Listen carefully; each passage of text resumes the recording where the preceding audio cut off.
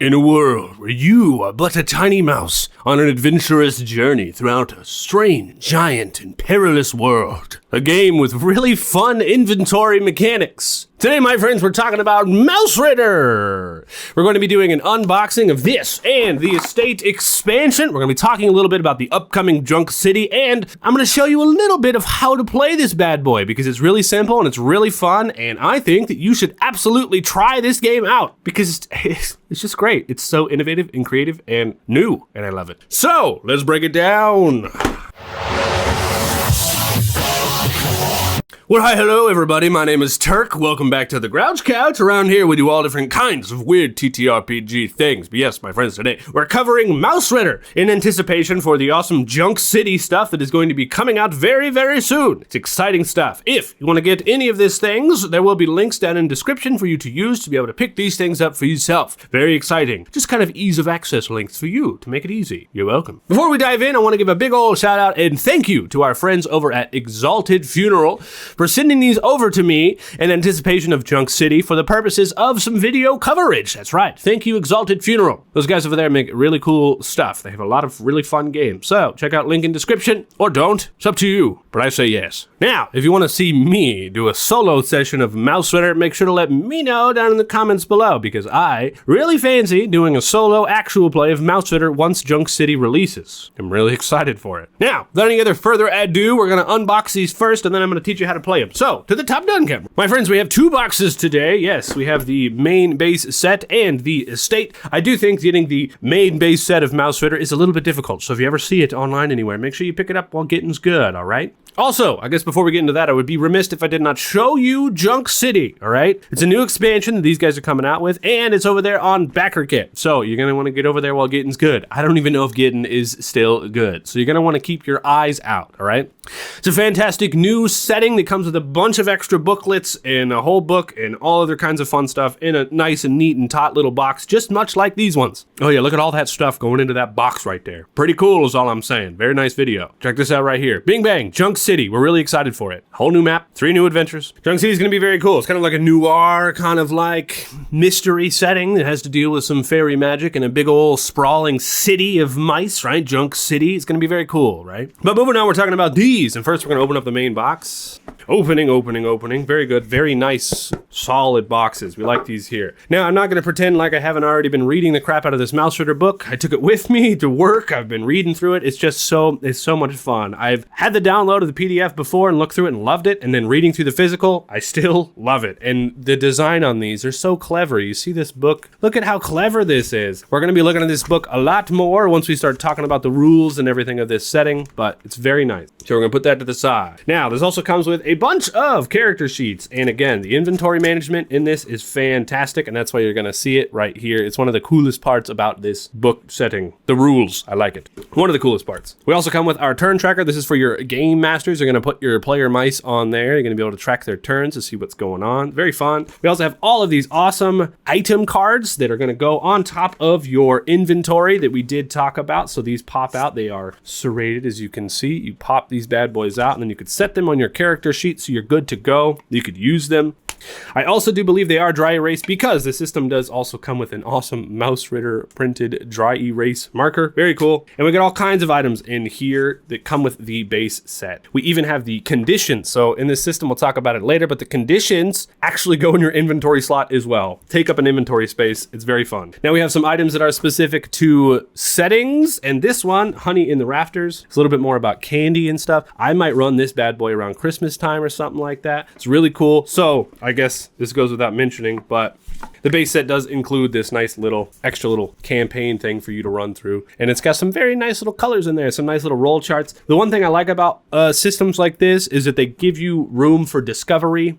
So it's not going to give you a complete wall of text telling you every single thing that you're going to run your players through, but it gives you enough to be able to run the game in this cool little setting, and it leaves room for discovery, right? For extra dice rolls, for your players to be able to do things in this nice cool little setting. So this book here does come with Honey in the Rafters. This box does. Anyways, it also comes with an awesome Game Master screen that folds out like this. It isn't solid, right? But it is really nice, thick paper. So you can put this out here in front of you like that. Good to go. And it's got all kinds of stuff on here. Best practices. It's got all your saves, magic, combat rest, overland travel, hirelings, things that you might just want to remember. It's got roll charts for treasure right there. Carried bric-a-brac, so items that, you know, your players might find. We've also got some non-player mice names right here. Also appearance roll charts, which is really good for us solo players right here. This is a nice little roll chart scene. Let's look at the front of it so you can see what your players are going to be looking at. Fantastic, cool art here. We've got our mice camping out and the cat kind of stalking. It's very fun.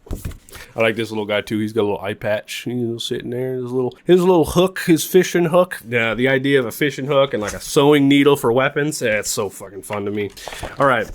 Moving on, we've got a rules reference that we can leave out on the table for our players or for ourselves, or solo game masters. Very good. That is the base set here. It's everything that it comes with. Comes with the book, all the item cards, a nice little adventure, and a nice little marker. So everything that you need to start playing and just get playing and just go.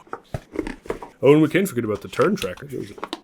All right, now the estate is an adventure collection that's going to give you way more options and items and other kinds of things to be able to play in your game. Also, these are so cool. They're little inventory backpacks that whenever you give your player characters an item, right, they can put it in their little backpack, keep it with their character sheet. This is a simple thing, but it's such a fun and clever idea. The character record. It's kind of cool and comes with 4 of them.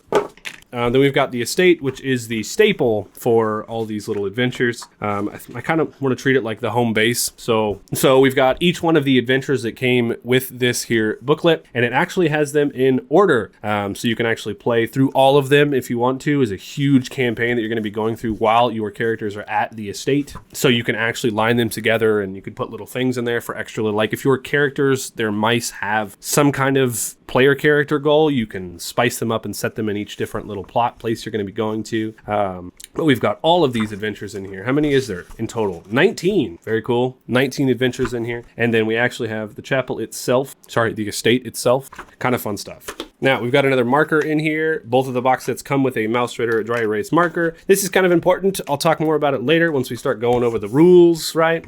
But our first setting, we've got the Ember Tree. We've got our adventure hooks here on the back. This one folds out 3 times, just like the other one. This one's a little bit more of like a horror setting, I think, right? But it's very cool. Got some bugs going on in there. Nice little map right there in the center. It's pretty sweet. I want to play this so bad. The Ember Gem. A turn spent focusing on the Ember Gem will mark usage and summon a lightning elemental, which will perform 1 task before returning to the gem. So cool. Again, usage and inventory management is really kind of heavy in this game, and it's fun. It's so fun. Yeah, we've got our items for the Ember Tree as well. And again, they kind of pop out. I'm not going to pop them out, but you can see that they are like serrated, just like the other ones. So you just pop it out like that, and then you hand it to your player. Now we have the ticking tower. It's so fun because that's obviously like a grandfather clock in the house, you know? That's so fun. Again, we've got our adventure hooks here on the back. This one's pink instead of red. We like the color theming here.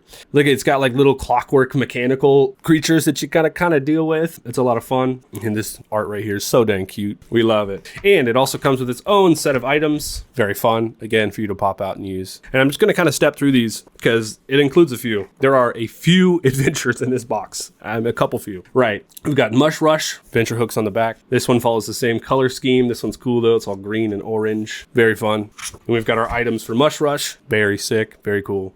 All right. Then we've got Warrior's Work, Ruler's Rule. I'm not sure exactly what the theme is on this one, but I'm assuming it's like worker ants. Yeah. Fungal powers. What? When mice come into prolonged contact with the fungus, give them a fungal power. That's cool. With the inventory and item system, the expansions for items are just endless. It reminds me of like, not the inventory management, but the options for items being endless reminds me of ICRPG, because when you know the limitations of a system, you can push them to their max, right? Like, you know what the rules are, you know there's usage on the items, you know they take up a slot, you know, like that's kind of it. And so being able to just introduce all these cool little expansions and have all these extra little items that your players can use is so much fun. And I'm just saying, if you're a solo player, you can pop all of these items out, maybe like one of each, throw them into a little bag, and you can be like, oh, what item do I get? And you can reach into the bag and just pull one out, and then like you've got a random scavenging table right there. It's kind of fantastic. Anyways, moving on, we've got Science Sorrow. I really like this font. If you guys know me, you should already know that. Science and Sorrow, very cool. So I've already read through this one. Just to say, I liked the font. I whipped it out. I read through it, and I just think this little guy right here is so dang cool. Look at it. Look at his little face. He's like, I don't know. We need to go this way. I don't wanna. Really funny. Really good stuff. And this one, I think you're down in sewers, I think is where you're at. But very cool. Very cool stuff. Items for that one as well.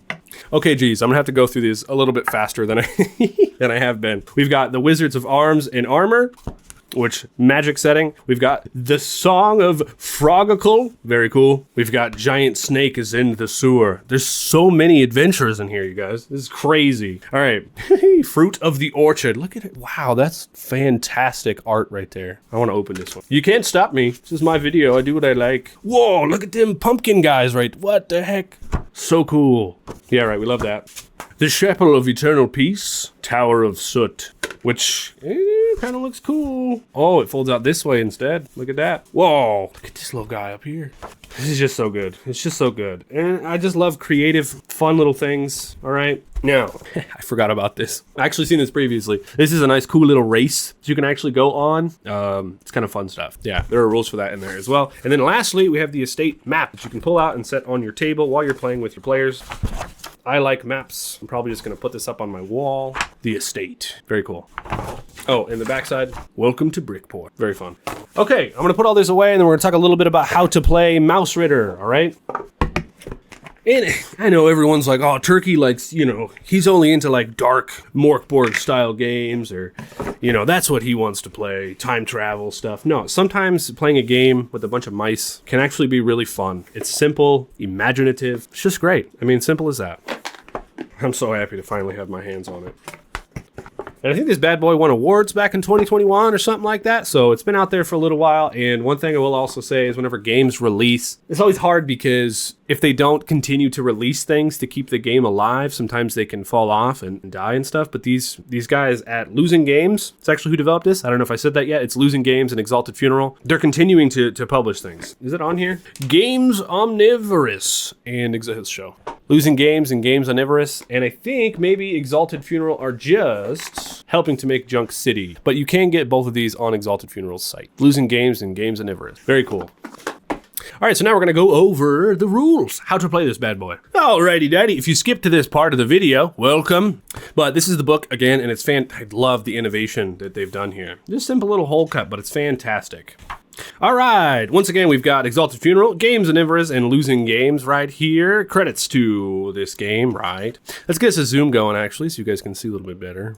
So there we have it. We've got our table of contents, right? Brave mice in a dangerous world. If you're not already convinced that you should play this game, the Mouse Kingdoms survive on the edge of collapse. Settled mice huddle together, hidden in their settlements, in their trees, their burrows, and their walls, scraping and saving. But you are not like those mice. By choice of necessity, you are an adventurer. You live by your luck, your smarts, and your bravery. With your friends by your side, you will abandon the warmth and safety of the mouse settlements and venture forth into dark and dangerous places where other mice do not dare to tread. There is great wealth to be found by those who are willing to take it. The world is old. Great empires of mouse and beast have risen and fallen. It's a huge and dangerous world out there. It does not look kindly on a small mouse. But if you are very brave and very clever, just a bit lucky, you might be able to survive. And if you survive long enough, you might even become a hero amongst mice. Very cool. Now we've got, what is Mausritter? Role-playing game, right? You and some friends play in a shared world. You take on the role of game master. Other players take on the role of the mice. And it explains what a role-playing game is. It's always funny to me.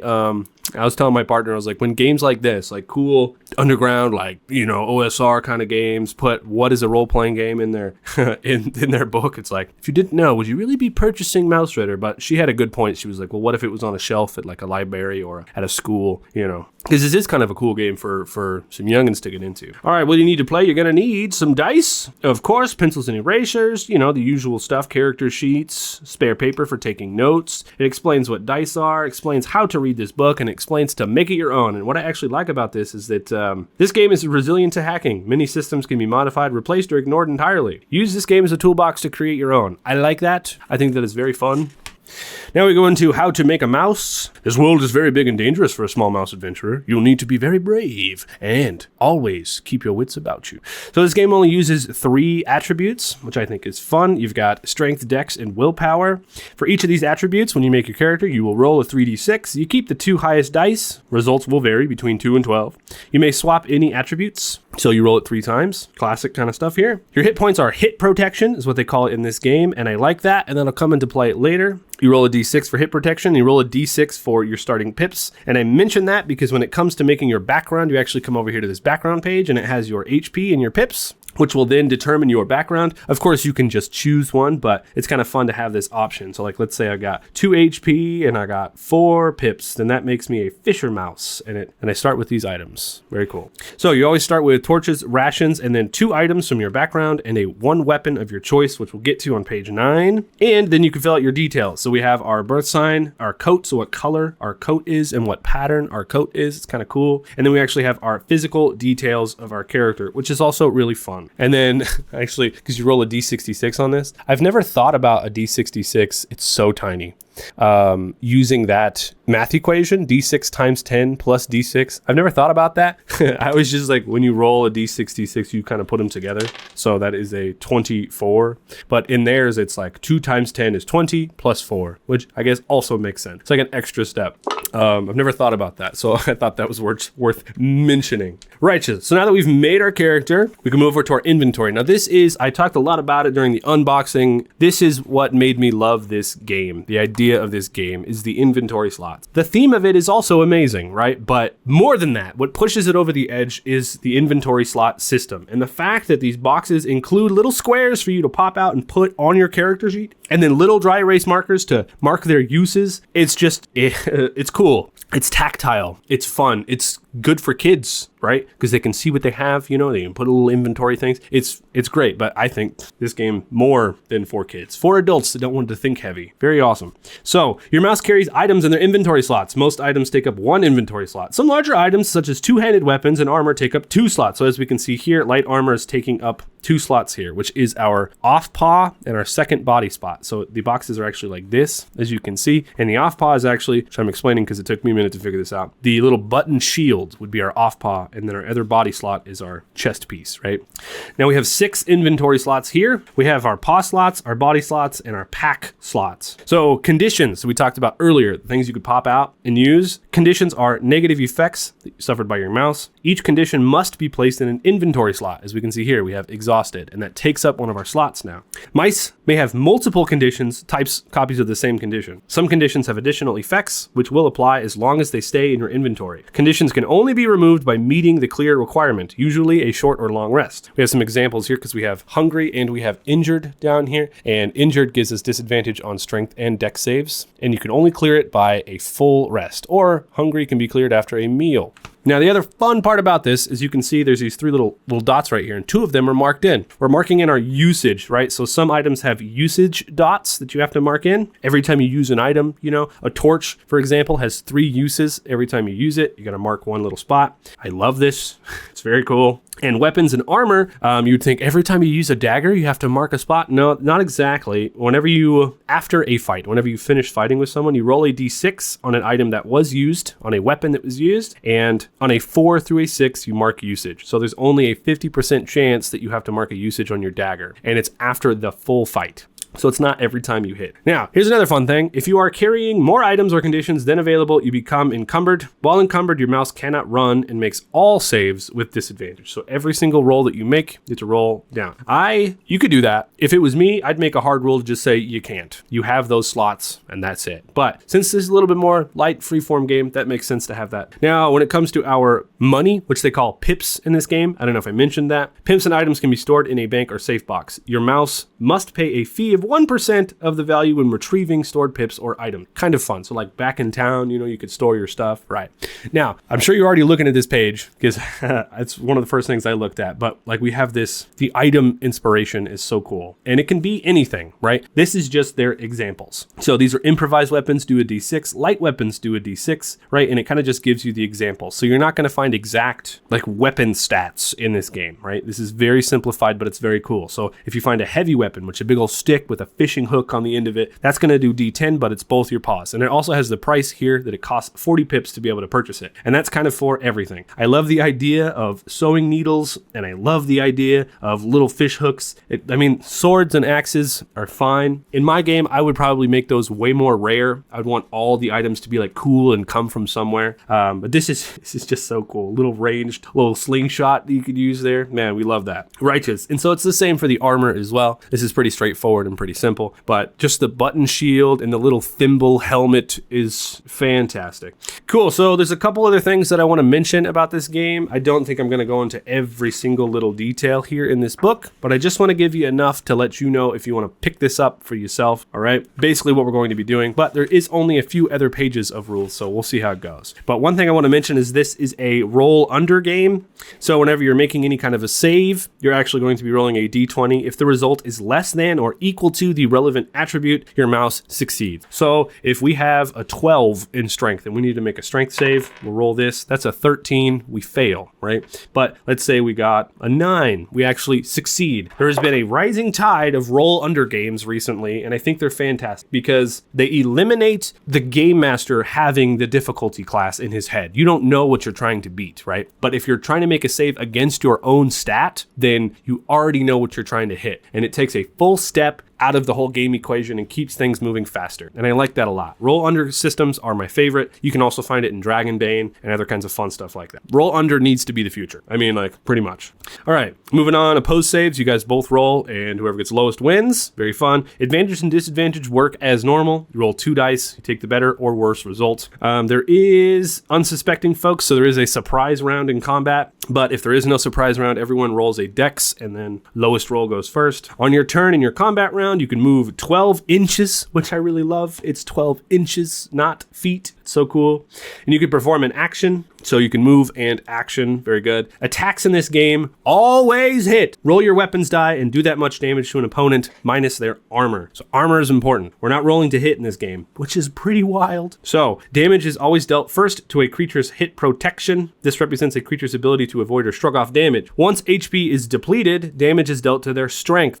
Which means if you have 2 HP, your armor is gone, then it takes down your HP, and then you start taking down your strength. So say you have a 12 strength and you take 6 damage, you're taking 6 damage to your strength, which theoretically and imaginatively represents you like your arm getting messed up and you can't no longer lift things, right? But here we go. After taking strength damage, the creature must make a strength save. If you succeed, you're still able to fight. So if you don't succeed on that strength save, once you start taking that strength damage, you will be knocked out. Or no, sorry, not knocked out. You will take critical damage, as it says here. When a creature takes critical damage, you take an injured condition, and then you are incapacitated until tended to by an ally and take a short rest. Remember those conditions we were talking about? You're going to put your injured condition into your inventory here. We actually have the example still down here if you remember, injured. And you are knocked out until tended to by an ally and take a short rest. If an incapacitated creature is left unattended for 6 exploration turns, you will die. Righteous. So if you have your strength also reduced completely to 0, you are dead. If dex is reduced to 0, you are unable to move. If willpower is reduced to 0, you are reduced to insensibility. When your mouse dies, roll up a new one. Don't stress on it, just roll it. Very cool. So resting and healing is kind of the same stuff. Take a short rest, heal up. Your time is spent in rounds, turns, explorations, or watches. And watches is 36 turns, about 6 hours. There are 4 watches a day, so 4 phases in a day. Morning, noon, evening, night. Simple enough. As you level up as well, you can get a thing called grit, which is kind of cool. If you're just starting this game, learning how to play, don't worry about that, but you'll get it later. There are level ups in this game, which is kind of fun. So you get more HP, and you get grit, and grit can be spent to ignore conditions. It's kind of fun stuff. Now there is magic in this game, and it's kind of fun. And magic takes up an inventory slot, which we love, right? If you have a spell, that's an inventory slot. Very cool. You use your power to do it. You can recharge your spells, which is kind of cool because they take uses every day. There's a whole list of spells right here, and these are just basic ones. I think honestly you can come up with all kinds of stuff. Like I said previously, once you know the limitations, you can just build whatever you want to build. It's kind of fantastic. You can also recruit hirelings, which is good for us solo players, so we're going to be looking into that if we ever do a solo actual play campaign. Now there's a full example of play in here, and then we kind of get into the Game Master section. After that, we have our Game Master resources. This goes over just good ways to be able to game master a game, right? Be honest, do a good job, right? Telegraph danger, ask players for saves. This is pretty kind of straightforward stuff, but it's really helpful for any kind of beginner player who's never played anything before. You just read through this a little bit, you're going to learn a lot, right? We also have our time and exploration travel here. So that GM sheet that we've seen in there, you could actually write down all your characters' names, and then you can keep track of time, and you can keep track of rounds in the game using your little dry erase marker. It's very helpful. We also have some roll charts, and then we get into our creatures, which is my favorite part of every book. We have cat, centipede, crow, fairy, frog, ghost, mouse, owl, snake, rat, spider, and that's just to start. All of those expansion books had their own creatures in them, if you remember, and there was a lot. Now, you could also run a hex crawl in this game, and hex crawl is kind of like where you go to each different square, you discover what's going on there, you handle it, and then you move on to the next square, and it's kind of cool that they include full-on hex crawl contents here in this game, which could be really fun. I think, again, for a solo game. I'm talking solo a lot because that's what we do around here. But we also have our complete roll chart of landmark details, which is really cool, again, for solo play if you want to. But if you're a game master running a little hex crawl, you can just roll on this roll chart to see what's going on there, what kind of landmarks you got. And then we're getting into all different kinds of roll charts, which we love. I'm a sucker for a real good roll chart. But lastly, we have our factions in here as well. And you can get resources and try to complete goals for these factions to get in with them. And even all the little adventures include those as well. Oh, and yes, the Earldom of Elk. This includes a full world map. This book has everything that you could need. Wow, this is easy money. This is it right here. Pick it up, play it. You know what I mean? That's all I'm talking about. You could also randomly put together rooms, which is fantastic for solo play. You've got your room types, you've got traps and obstacles and puzzles. You don't got to prep anything. You can just roll it on a roll chart while you're playing. Very fantastic. You have our full-on treasure charts here. I'm skimming through the book because I don't want to read it verbatim, word for word. Just kind of give you an idea of what we got going on here. And more useful tables, and that's it. Very cool. And I like that they use the actual back of the book as an extra little bit of roll chart. It's very cool. So what's the verdict, Turkadur? I think everyone needs to play Mausritter at least once. I absolutely think so. I think playing Mausritter online with other people might be a little bit difficult unless you pick up a really good and handy-dandy VTT, virtual tabletop, which you could do. I haven't seen if there was any, like on Foundry or Roll20 or anything, but I bet that there are. And if there's not, there's probably an easy way to keep track of it and do it yourself, because you're going to want to do all the inventory slots and do things together. If you have a group together in the same room, this is easily a no-brainer, 100%. Also, if you want to play it solo, I think it's completely doable because of all the roll charts. Even the adventures come with roll charts. There's roll charts in there, like what do you encounter? What is the enemy? What comes up next? Those adventures are kind of just like themes and texture for each different session that you might do as a solo player, and you get to roll on them roll charts. I think that it's fantastic. And that's why I was so interested in this book, because I am mainly a solo player.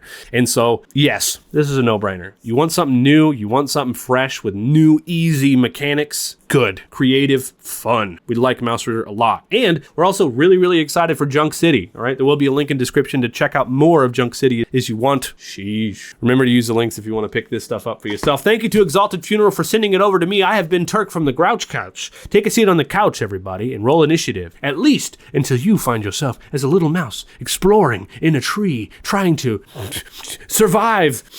Roll on that, weirdos, and I'll see all of you guys next time. Toodaloo. Just like, share, and subscribe. Just like, share, and subscribe. Like, share, like, share, like, share.